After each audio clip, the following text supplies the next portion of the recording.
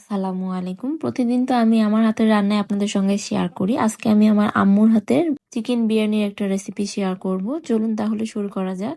প্রথমে একটা কড়াইয়ে তেল দিয়ে তেলটা যখন গরম হয়ে যাবে তখন এখানে দিয়ে দিতে হবে বেশি করে পেঁয়াজ কুচি।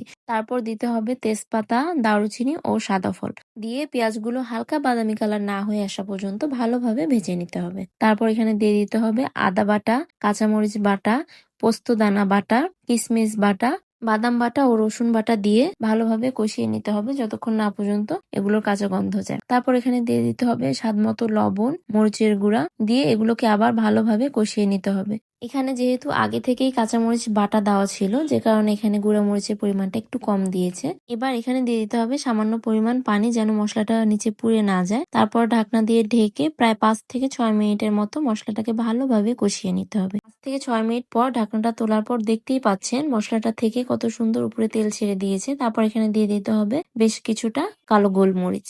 এবার এখানে 3 কেজি মুরগির মাংস ভালোভাবে কেটে ধুয়ে নিয়েছে। এখন কষানো মশলাটার মধ্যে মাংসগুলো দিয়ে দিতে হবে, দিয়ে ভালোভাবে কষিয়ে নিতে হবে। 3 কেজি পোলাও চালের বিরিয়ানি করা হবে, যে কারণে এখানে 3 কেজি মুরগির মাংস নিয়ে নিয়েছে। সবগুলো মাংস দেওয়া হয়ে গেলে মশলার সঙ্গে ভালোভাবে মিক্স করে ঢাকনা দিয়ে ঢেকে প্রায় 8 থেকে 10 মিনিটের মতো রান্না করে নিতে হবে। এর মাঝে মাঝে মধ্যে ঢাকনাটা তুলে নেড়ে দেওয়া হয়েছে যেন নিচে লেগে না যায়। এরপর ঢাকনাটা তুলে এখানে জিরার গুঁড়া ও গরম মশলার গুঁড়া দিয়ে তারপর এখানে দিতে হবে টক দই। প্রায় 1 কাপের মতো টক দই এখানে দেওয়া হয়েছে। টক দইটা দেওয়ার পর মাংসের সাথে ভালোভাবে মিশিয়ে নিতে হবে। টক দইটা যখন মাংসের সঙ্গে ভালোভাবে মিশে যাবে তখন এখানে দিয়ে দিতে হবে টমেটো সস ও ঘি। বিরিয়ানিতে কিন্তু টমেটো সসটা দিলে টেস্টটা অনেক বেশি ভালো লাগে, এজন্য আম্মু সবসময় বিরিয়ানিতে টমেটো সসটা ইউজ করে। তারপর এখানে দিয়ে দিতে হবে সামান্য পরিমাণ চিনি, যেহেতু টক দই দেওয়া আছে। এই তো তারপর সবকিছু মিক্স করে নিয়ে প্রায় 2 থেকে 3 মিনিটের মতো রান্না করলেই হয়ে যাবে।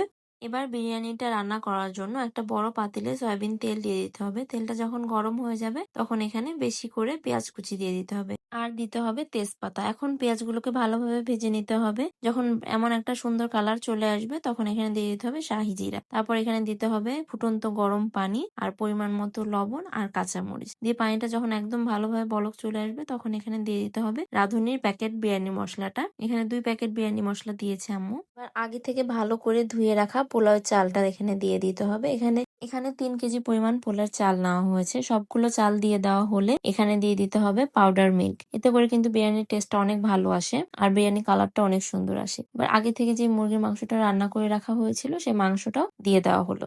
এবার চালের সঙ্গে মাংসগুলো ভালোভাবে মিশিয়ে নিতে হবে। মিশিয়ে নেওয়া হয়ে গেলে ঢাকনা দিয়ে ঢেকে রান্না করে নিতে হবে। যখন এমন একটু পানি থাকবে এ পর্যায়ে ঢাকনাটা তুলে এখানে দিয়ে দিতে হবে বেশি করে ঘি। ঘি দিয়ে ঢাকনা দিয়ে ঢেকে 15 থেকে 20 মিনিটের মতো দমে রেখে দিয়েছিল। এই তো রেডি হয়ে গেল চিকেন বিরিয়ানি। আম্মুর হাতের এই চিকেন বিরিয়ানিটা কিন্তু খেতে অসম্ভব ভালো লাগে। আসলে প্রত্যেকটা সন্তানের কাছে তার মায়ের হাতের সকল রান্নাই অনেক ভালো লাগে। ভিডিওটি কেমন লাগলো অবশ্যই কমেন্ট করে জানাবেন। আর ভিডিওটি যদি ভালো লেগে থাকে তাহলে আমার পেজটিকে ফলো দিয়ে অবশ্যই পাশে থাকবেন।